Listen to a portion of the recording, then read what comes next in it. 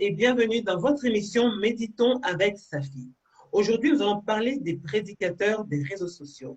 Je suis accompagné de mon invité, que je salue de suite. Shalom, pasteur. Shalom, ma sœur Safi. Shalom à tous nos amis, à tous ceux qui nous suivent maintenant et tous qui pourront nous suivre un peu plus tard. Amen, shalom. Merci d'avoir accepté notre invitation. Donc, je souligne que c'est le pasteur Joseph Nzemele qui va essayer de répondre, prendre soin de répondre à mes questions à la lumière de la parole de Dieu. Pasteur Joseph Nzemele, il faut-il forcément un appel spécifique pour prêcher ou exhorter sur les réseaux sociaux, s'il vous plaît? Bien, je rends grâce à Dieu qui nous offre cette occasion par votre émission de parler de ces sujets importants. J'aimerais répondre à la question avec un texte des Écritures. C'est l'Épître aux Philippiens, au premier chapitre. L'apôtre Paul parle de lui-même et d'autres personnes qui prêchent aussi l'Évangile. Il nous dit ceci. Il dit, à partir du 15e verset, « Quelques-uns, il est vrai, prêchent Christ par envie et par esprit de dispute, mais d'autres le prêchent avec des dispositions bienveillantes. Ceux-ci agissent par amour, sachant que je suis établi pour la défense de l'Évangile, tandis que ceux-là, animés d'un esprit de dispute, annoncent Christ par des motifs qui ne sont pas purs et avec la pensée de me susciter quelques tribulations dans mes liens. » Et au verset 18, il dit, « Qu'importe, de toute manière, que ce soit pour l'apparence, que ce soit sincèrement, Christ n'est pas moins annoncé. Je m'en réjouis et je m'en réjouirai encore. » On a souvent pris comme point de départ ce passage pour dire, écoutez, tout le monde peut prêcher. Mais dans le contexte, l'apôtre Paul en parle comme d'un pis-aller, faute de mieux, comme on dit. Il ne s'en réjouit pas tellement. Il sait qu'il y a un mal à la base. Il ne s'en réjouit parce que le nom de Jésus est prêché, mais à la base, il n'occulte pas le problème que cela pose. Est-ce qu'il faut un ministère spécifique pour s'adresser aux hommes et aux femmes par les réseaux sociaux? Tout de suite, j'ai dit non. En tant que disciples de Christ, nous avons tous le devoir et le privilège de rendre témoignage du Seigneur Jésus-Christ. Par contre, lorsque nous nous adressons à l'Église de Dieu, c'est là qu'il y a un problème. J'ai dit bien, tous nous avons la responsabilité d'être témoins de Jésus-Christ auprès du monde entier. Vous êtes la lumière du monde, vous êtes le ciel de la terre. Tous nous avons reçu cet appel-là, dès le départ. Par contre, lorsqu'il s'agit de s'adresser au peuple de Dieu, à l'Église, il faut se souvenir d'un certain nombre de choses importantes. La première, c'est que l'Église est un corps divinement organisé. L'Église est un corps divinement organisé. Lorsque Paul s'adresse à Timothée dans sa première épître au chapitre 3, au 14e verset, il lui dit « Je t'écris ces choses avec l'espérance d'aller bientôt vers toi. Mais s'il m'arrive de tarder, je te les écris afin que tu saches comment il faut se conduire dans la maison de Dieu, qui est l'église du Dieu vivant, la colonne et l'appui de la vérité. » Donc, Dieu a une parole pour le monde et une parole spécifique, particulière pour son peuple. Alors, quand il s'agit de l'église, il faut toujours se souvenir que moi qui m'adresse aux gens par les réseaux sociaux, dans une salle, je fais partie de l'église de Dieu. Je suis membre du corps de Christ. Je suis membre de la maison de Dieu. Or, l'église est un corps divinement organisé. Nous lisons 1 Corinthiens chapitre 12. Au 18e verset, la Bible déclare, en parlant de l'église comme corps, la Bible déclare, 1er épître aux Corinthiens chapitre 12 verset 18, « Or, le Seigneur a placé chaque membre dans le corps comme il a voulu. » Exactement comme notre corps physique, la main n'est pas à la place de l'œil, le nez ne prend pas la place de la bouche. Eh bien, dans l'église, c'est pareil. Dieu a placé chaque membre dans le corps selon sa volonté à lui, en assignant chaque membre un rôle spécifique et une fonction particulière. Ça, c'est le premier élément dont il faut se souvenir. Si je comprends bien, vous êtes en train de nous dire que sur les réseaux sociaux, ce n'est pas tous les messages qui sont dignes d'être annoncés, n'est-ce pas? Et que je pense que vous voulez en venir au fait de nous dire qui est réellement apte à pouvoir nous enseigner la parole de Dieu dans les réseaux sociaux ou ailleurs, c'est ça? Oui, les réseaux sociaux ont cette particularité d'avoir libéré la parole. Aujourd'hui, n'importe qui peut parler à n'importe qui. Et beaucoup se sont trouvés une paroisse virtuelle.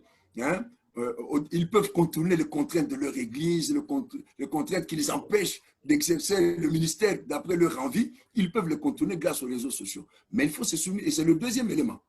Deuxième élément important, que dans l'église de Dieu, je parle bien de l'église, dans l'église de Dieu, la prise de la parole est réglementée et encadrée par le Seigneur.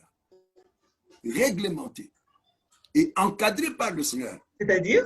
Par exemple, quand nous lisons le livre des Actes des Apôtres, très tôt dans l'église, la Bible nous dit, ils persévéraient dans l'enseignement des apôtres. C'est-à-dire qu'il n'y avait que les apôtres qui dispensaient l'enseignement et tous les autres membres de la communauté suivaient ce que leur disaient les apôtres. Plus tard, Actes chapitre 15, lorsqu'il y a une grande discussion à Jérusalem sur un sujet extrêmement important, peut-être qu'un jour, Dieu voulant, nous reviendrons là-dessus, parce que c'est un sujet actuel aujourd'hui encore, Pierre va se lever et il va dire à la communauté qui était là, vous savez bien, hein, Actes chapitre 15, à partir du 7e verset, Pierre prenant la parole leur dit, vous savez bien aimé, que de longtemps, Dieu a fait un choix parmi vous, afin que par ma bouche les païens entendent l'évangile et qu'ils croient. Donc, la communauté le savait, que Dieu avait choisi Pierre et lui avait confié cette responsabilité particulière. Plus tard encore, quand Paul viendra, nous sommes en Galates chapitre 2, il dit qu'il retourne à Jérusalem, conduit par le Seigneur. Et quand il arrive là-bas, il dit, excusez-moi, c'est la saison, et il dit, quand la communauté qui était là, les colonnes, les autres apôtres, il y en avait beaucoup, il y en avait 12, les autres disciples, les autres ministères qui étaient là, quand ils ont constaté que l'évangile avait été confié à Pierre pour les circoncis, comme il m'avait été confié à moi pour les incirconcis, ils ne m'imposaient rien, au contraire, ils nous donnèrent à moi et à Barnabas la main d'association. Donc nous voyons très tôt que dans la première église, dans l'église que nous appelons communément primitive, ce n'est pas tout le monde qui prenait la parole. Je reviens à cela pour dire que la prise de parole dans l'église est réglementée et encadrée. Dieu choisit des hommes par qui il s'adresse à son peuple. Je veux bien que tout le monde parle à tout le monde sur les réseaux sociaux, mais que chacun se rende compte qu'il y a une question de légitimité. Ai-je la légitimité pour m'adresser au peuple de Dieu? Nous connaissons le Seigneur qui dit, plusieurs me diront, n'avons-nous pas prophétisé en ton nom? N'avons-nous pas chassé les démons en ton nom? N'avons-nous pas fait beaucoup de miracles en ton nom? Je leur répondrai, et c'est ça la question de la légitimité. Je ne vous ai jamais connu. C'est-à-dire, pendant même que vous faisiez tout cela, je ne vous connaissais pas. Vous n'en aviez pas la légitimité. Je ne vous connaissais pas. Dans mon répertoire de serviteurs, il n'y avait pas votre nom. Justement, pasteur, comment les personnes qui sont en train de vous suivre aujourd'hui pourront comprendre s'ils ont ou non cette légitimité, s'il vous plaît? C'est une question cruciale. Quand Dieu appelle un homme ou une femme, il s'empresse de lui dire pourquoi et à quoi il l'appelle. Ça remonte à longtemps à Abraham. Il dit clairement à Abraham, sors de ton pays, de ta patrie, va dans le pays que j'ai. Il lui dit pourquoi il l'appelle. Alors, il y a 3 niveaux d'appel dans l'Église. Bien qu'il s'agisse du même appel, mais il y a 3 niveaux d'appel dans l'Église. Le premier niveau d'appel, nous tous, nous étions des païens. Tous, nous avons été appelés à la repentance et à la foi en Jésus-Christ. Ça, c'est le premier niveau d'appel. Tous, c'est Actes chapitre 17, verset 30. Dieu, sans tenir compte des temps d'ignorance, annonce maintenant à tous les hommes en tout lieu qu'ils doivent se repentir. Tous, nous avons reçu cet appel-là, indistinctement, hommes et femmes, quel que soit notre âge, quel que soit notre niveau d'instruction, tous nous avons reçu cet appel-là. Le deuxième niveau de l'appel, nous sommes tous appelés, nous tous qui nous sommes convertis, nous avons tous indistinctement reçu l'appel à être des témoins de Christ. Par exemple, quand nous lisons la première épître de Pierre, au chapitre 2, au 12e verset, il écrit « Ayez au milieu des païens une bonne conduite, afin que là même où ils vous calomnient comme si vous étiez de malfaiteurs, Ils remarquent vos bonnes œuvres et glorifient Dieu lorsque Dieu les visitera. Ça, indistinctement. Ça ne demande pas d'avoir un diplôme d'études théologiques ou bibliques. Non, ça ne demande rien de particulier. Tous, si nous appartenons à Christ, tous, indistinctement, nous sommes appelés à être ses témoins. Nous sommes tous, chacun pour ce qui le concerne, une lettre écrite, une lettre de Christ écrite qui doit être lue. Mais il y a un troisième niveau de l'appel, et c'est là que beaucoup se trompent. Parmi les disciples, parmi les témoins, Dieu choisit une équipe d'hommes à qui il confie ce que la Bible appelle le ministère. Le ministère, c'est un don, c'est un charisme de la parole. C'est Éphésiens chapitre 4. Il a donné les uns comme apôtres, comme prophètes, comme évangélistes, comme docteurs, comme pasteurs, pour le perfectionnement des saints. Donc, parmi les disciples, Dieu va choisir d'autres disciples à qui il va confier la tâche particulière d'édifier leurs frères et sœurs, donc la communauté évangélique. Et c'est à ce niveau-là que beaucoup se trompent. On a pris l'habitude de prendre un texte comme Galates chapitre 3, verset 28 pour dire il n'y a ni homme, ni femme, ni esclave, ni juif, ni païen, pour dire, bon, écoutez, le ministère est ouvert à tous. Non, c'est pas ce que la Bible enseigne. Parce que ce passage-là ne parle pas du ministère. Le passage de Galates chapitre 3, verset 28 parle plutôt du statut qui est nôtre en Christ devant Dieu. Hein? Dieu m'a fait la grâce d'avoir des garçons et une fille. Ce sont tous mes enfants. Ce sont tous mes enfants. Au niveau du statut, ce sont tous mes enfants. Mais au niveau des fonctions, au niveau de responsabilités, les aînés, mes aînés ce sont des jumeaux, mes aînés n'ont pas la même responsabilité que leur sœur, la dernière. Non. Donc, c'est pareil pour l'Église. Tous nous avons le même statut. C'est Galates chapitre 3, verset 28. Mais tous nous n'avons pas la même fonction. Quand on revient à la première épître aux Corinthiens chapitre 12, la Bible pose cette question essentielle. Tous sont-ils apôtres? La réponse est évidente. Non. Tous sont-ils prophètes? Non.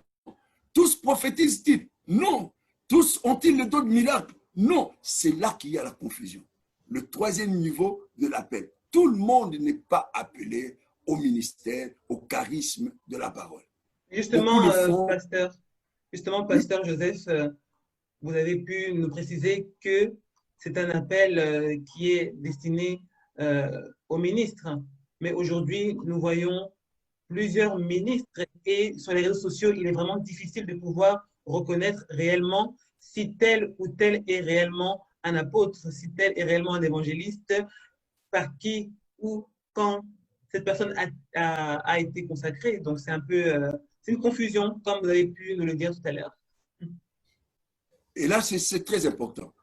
Le problème se pose déjà à chacun de nous tous qui revendiquons avoir un quelconque ministère. Et le problème se pose à ceux qui nous reçoivent, ceux qui nous accueillent comme ministres de Dieu. Déjà au niveau de ceux qui revendiquent le ministère. Nous sommes en Jérémie chapitre 23. Nous sommes dans le livre de Jérémie chapitre 23. Écoutons ce que dit le Seigneur. Et Jérémie chapitre 23, verset 21. Je n'ai point envoyé ces prophètes et ils ont couru.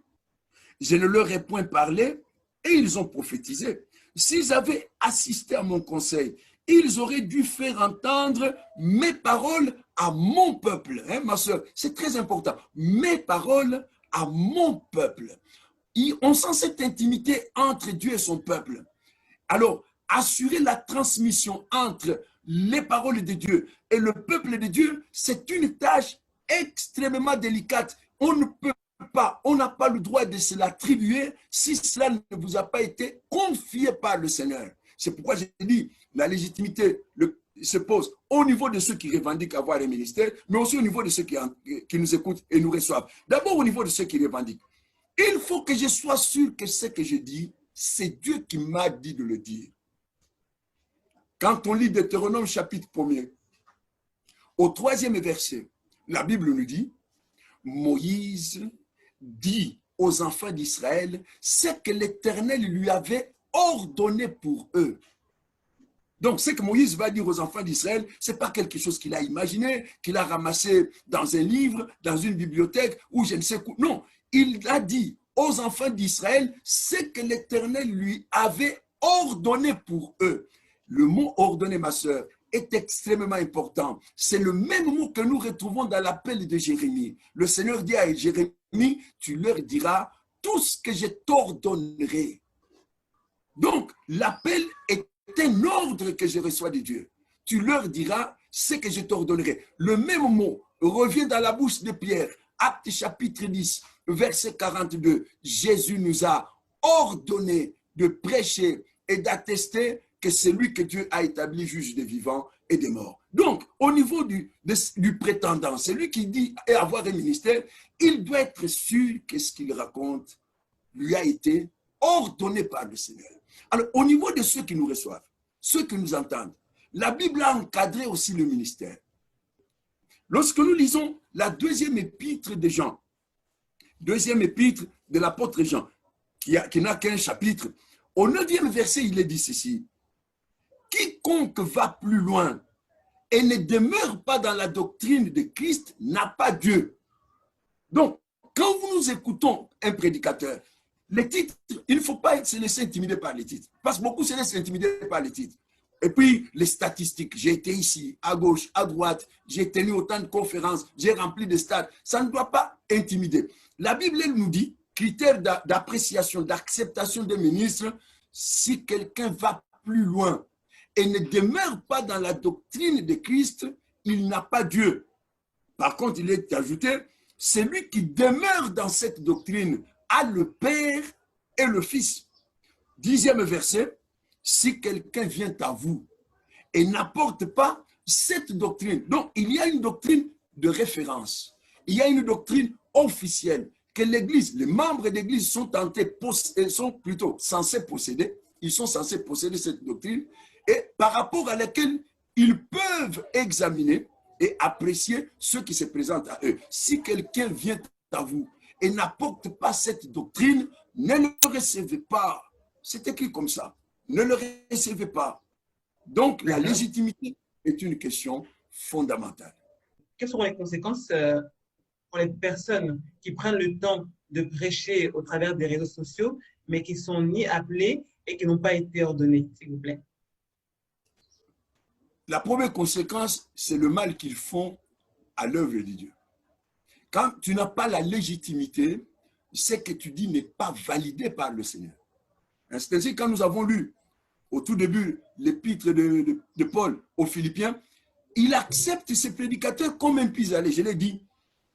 Il ne l'accepte pas de bon cœur parce qu'il sait que de toute manière, ils font du mal à l'Église.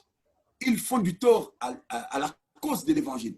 Il dit qu'ils prêchent par motif impur, par esprit de dispute. Ils veulent me susciter des tribulations. Une telle personne est inapte à apporter la vie aux autres. Parce que son discours, son message n'est pas validé par le Seigneur. Alors, l'autre conséquence pour eux-mêmes, nous l'avons lu, c'est Matthieu chapitre 7. Le Seigneur dit, je leur répondrai ouvertement, je ne vous ai jamais connu. Éloignez-vous de moi, ouvriers de l'iniquité. Donc, ces gens prennent de gros risques. Aujourd'hui, je peux avoir un ministère reconnu dans le monde entier. Je peux avoir des églises, des succursales de mon église dans tous les continents. Je peux être connu partout, passer sur toutes les chaînes de radio et de télévision, sur tous les réseaux, y compris sur votre émission. Mais le problème, ce qui compte, ce n'est pas ce que les hommes pensent de moi. C'est ce que le Seigneur me dira au dernier jour. Nous nous souvenons de cette parabole où il dit, avant de s'en aller, il appelle 10 de ses serviteurs, il leur confie de l'argent en leur disant, faites-le valoir jusqu'à ce que je revienne. Et quand il revient, il faut entendre sa réponse. Et chaque fois qu'un serviteur rencontre, la réponse est importante. Viens, bon et fidèle serviteur. Ma sœur, ce qui compte, ce n'est pas la quantité du travail, mais c'est la manière selon laquelle ce travail aura été fait. Le comment faire vaut plus que le résultat du travail. Viens, bon et fidèle serviteur, parce que tu as été fidèle dans de petites choses, il te sera confié de grandes choses. Ces bien-aimés qui crient à gauche, à droite, qui circulent, qui sont entre 5-6 avions, comme on dit, eh bien, ne pensent pas à la légitimité de leur ministère, ils n'auront aucune récompense. Par contre, ils risquent le châtiment du Seigneur. Nous nous souvenons du Seigneur quand il dit « Il est impossible qu'il n'y ait pas de scandale parmi vous, mais malheur à celui par qui arrivera le scandale. Si par mon discours, qui n'a pas la légitimité de Dieu, qui n'a pas la caution du Seigneur, qui n'a pas l'appui du Seigneur, j'égare les autres, eh bien ma cause n'en sera que aggravée. C'est une circonstance aggravante, quand on n'a pas la légitimité. C'est ce que le Seigneur a dit en Jérémie chapitre 23. Ils font passer leurs propres paroles pour ma parole. Je ne les ai pas envoyés, ils courent. Je ne leur ai pas parlé et ils prophétisent. C'est-à-dire, ils le font de leur propre chef. Je ne suis pas dans ce qu'ils font. Eh bien, un homme pareil, une femme pareille, ne peut pas s'attendre à la récompense. Quels sont les conseils que vous pouvez donner aux personnes qui vous écoutent et qui ne prennent pas soin d'écouter le Seigneur, qui n'ont pas été ordonnés, qui reconnaissent leur erreur face à ce genre de situation, s'il vous plaît? Aujourd'hui, pour toutes sortes de raisons, le ministère, pour beaucoup, est devenu très rentable. J'emploie bien le mot, rentable. D'accord. Rentable dans quel sens par rapport la rentabilité par rapport à l'argent ou autre? Oui, aujourd'hui, il y en a beaucoup qui se font beaucoup d'argent grâce au ministère. Hein. Ça peut vous permettre de voyager. Ça vous permet déjà d'être connu. Surtout grâce aux réseaux sociaux, ceux qui les maîtrisent ont la possibilité d'être connus. Mais tout cela ne vaut pas ce que vous perdez pour l'éternité. Le conseil que je peux me permettre de donner, c'est le conseil de la Bible.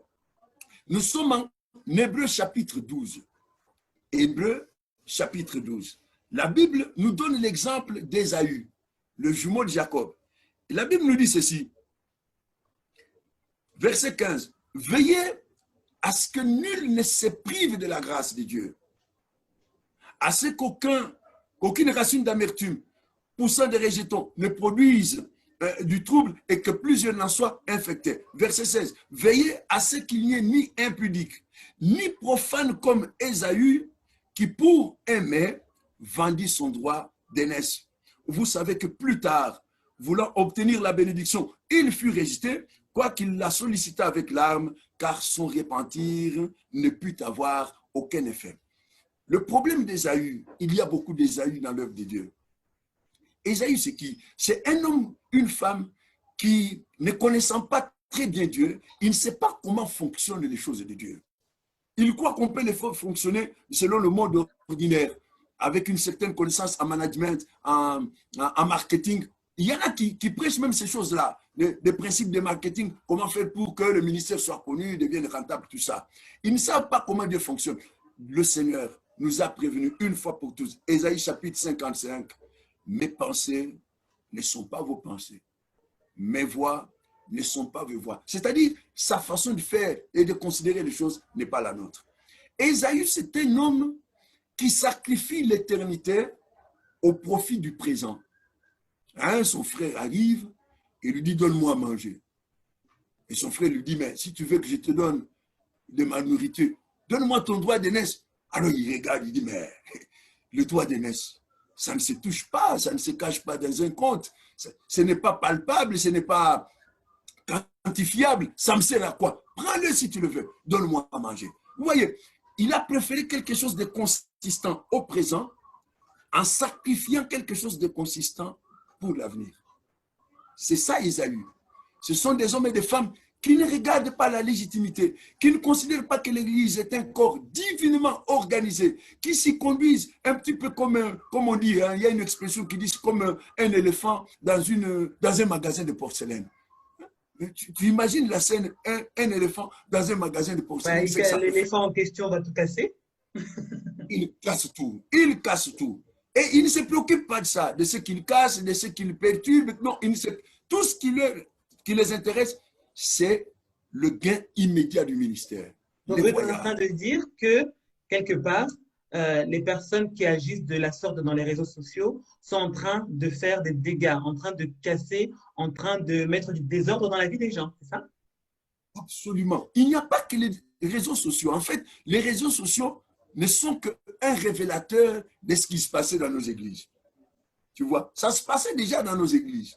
Les gens que nous voyons et entendons sur les réseaux sociaux, ils prêchaient déjà dans leurs églises.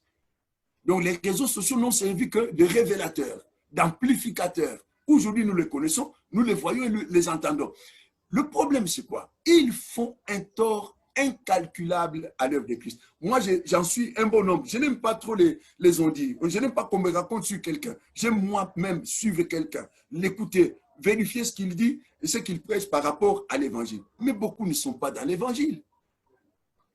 Je peux te citer des sujets qu'on aborde sur les réseaux sociaux qui n'ont rien à voir avec l'évangile.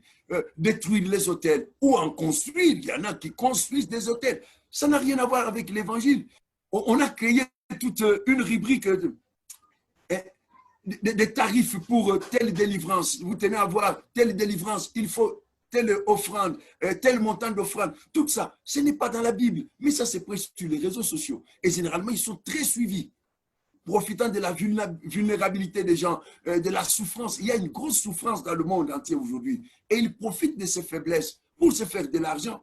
Et la plupart de ces gens qui promettent monts et merveilles, ils ne vivent pas ce qu'on leur dit. Mais entre-temps, ils ont donné de leur argent. Ils ont soutenu le ministère et le ministre.